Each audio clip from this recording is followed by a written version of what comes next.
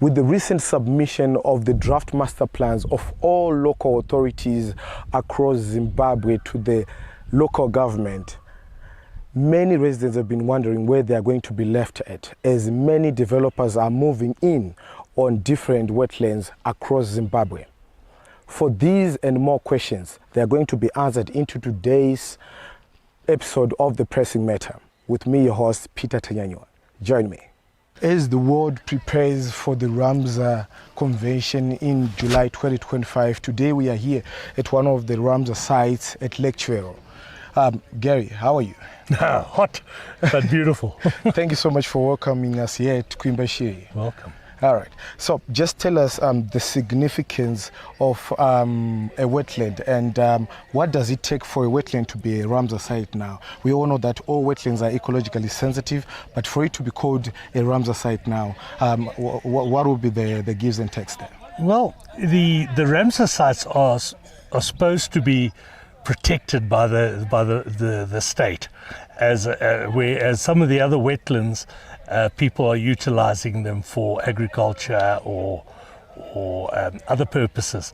But the idea of the Ramsar site is that it'll be completely protected by the state.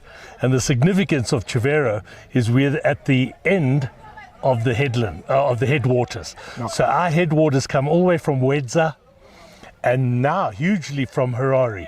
And so the water comes into the Makabuzi or Mukavizi, into the Hunyani from the city of Harare, and there are other wetlands that are in there like Cleveland and Monteval. That water comes into the lake and is stored here for the consumption of people in Harare.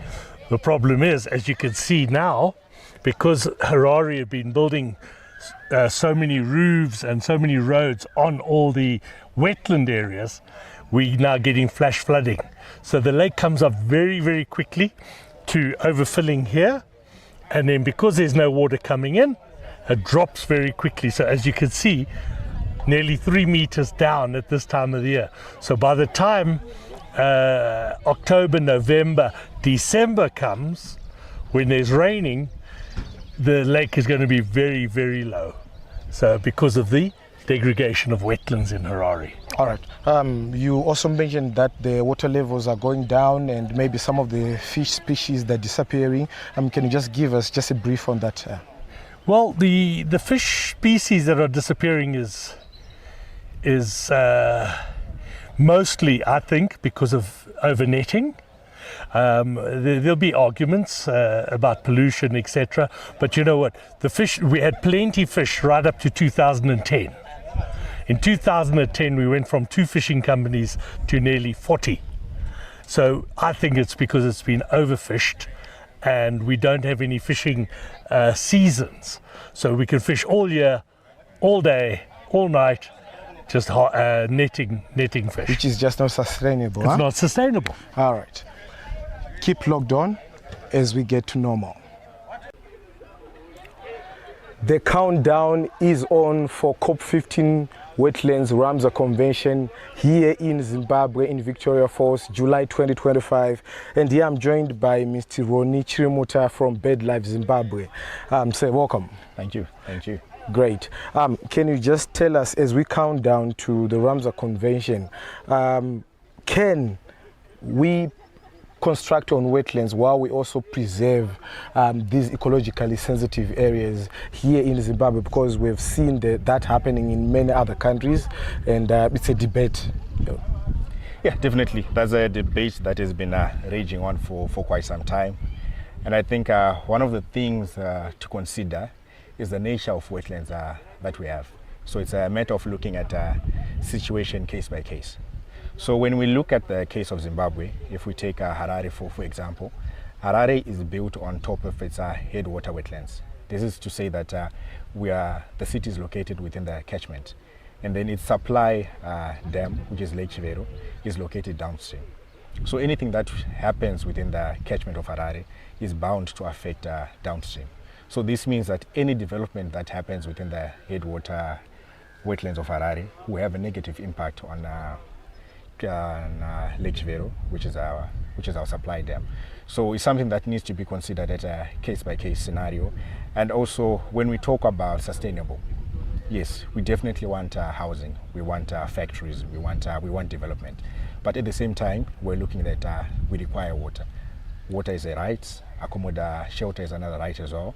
But where do we strike the balance? Because once we have these developments, where then are we going to get the water? So one of the suggestions that we can possibly provide is to say that as it is, Harare is, I think most of the open spaces in Harare have been developed on. And the city of Harare is on record to say that Harare is almost at a full capacity. So we need to look at extending development away from Harare into other areas.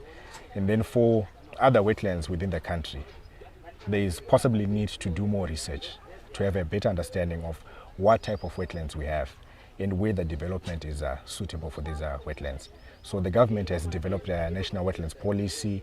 There's a wetlands utilization guidelines, and then there's also the Environmental Management Act. So through those the three policies and the statutes, have a better understanding of what can be done on a wetland and what cannot be done. I don't think it's possible to say that development can happen on every single wetland. It needs to be studied and understood to say, if this happens, what is going to be the impact of that. And also even... So in a way you're saying if there are maybe soft developments, they can take place at a wetland? I think what I'm saying is that for anything that is done on the wetland, we need to maintain that ecological integrity to make sure that the wetlands continues to provide its functions.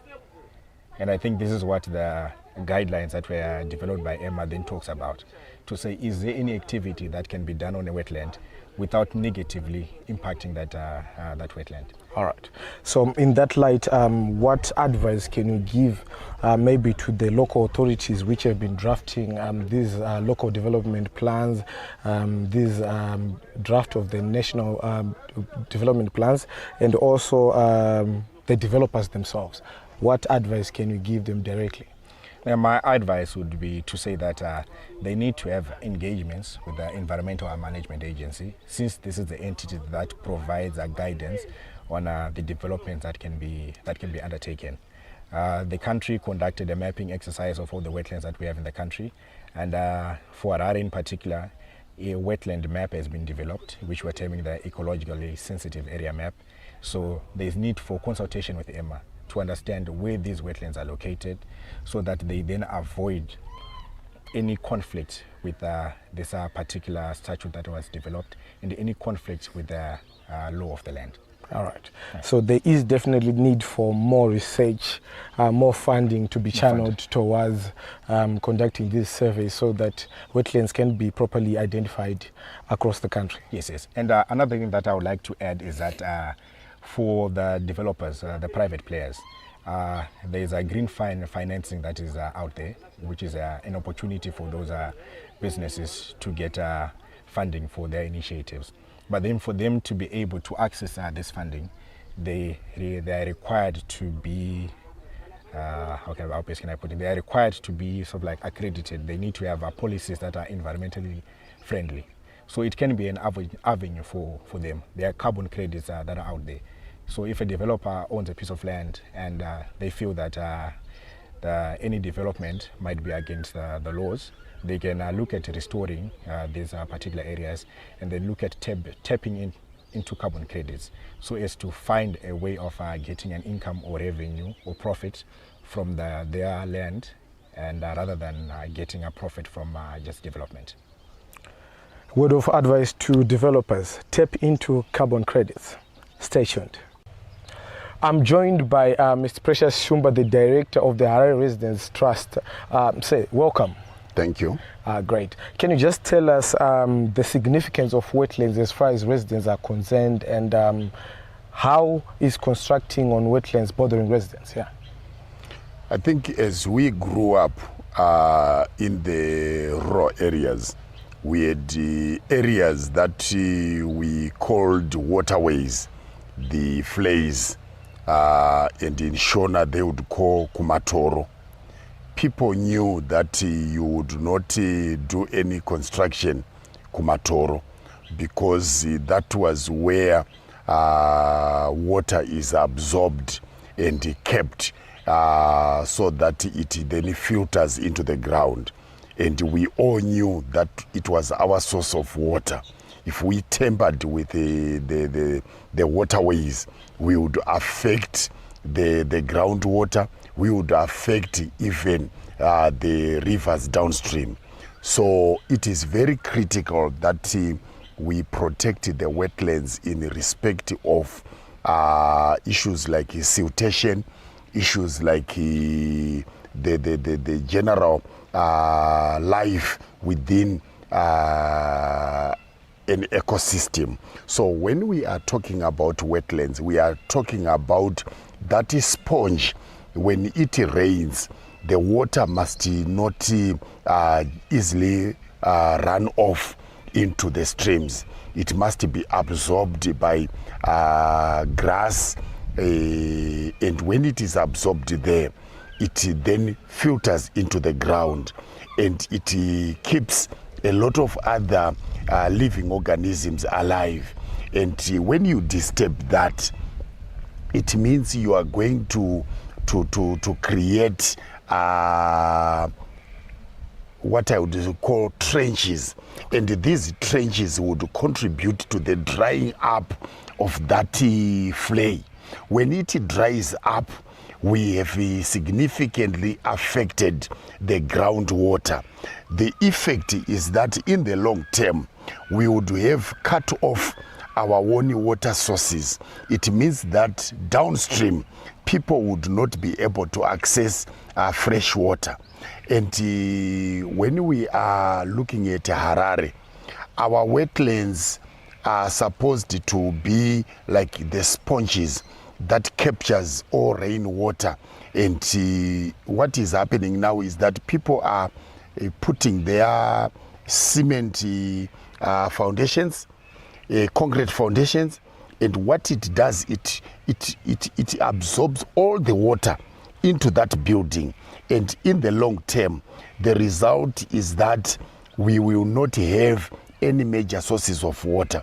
And coupled with that, we will have a situation where people will start allocating residential stands on those wetlands. And when we have a lot of digging in wetlands, we create a situation where our water table becomes very, very far away from the surface, and it affects the provision of water. All right, while we're there, I'm looking forward to 2025 July Ramsar Convention, COP15.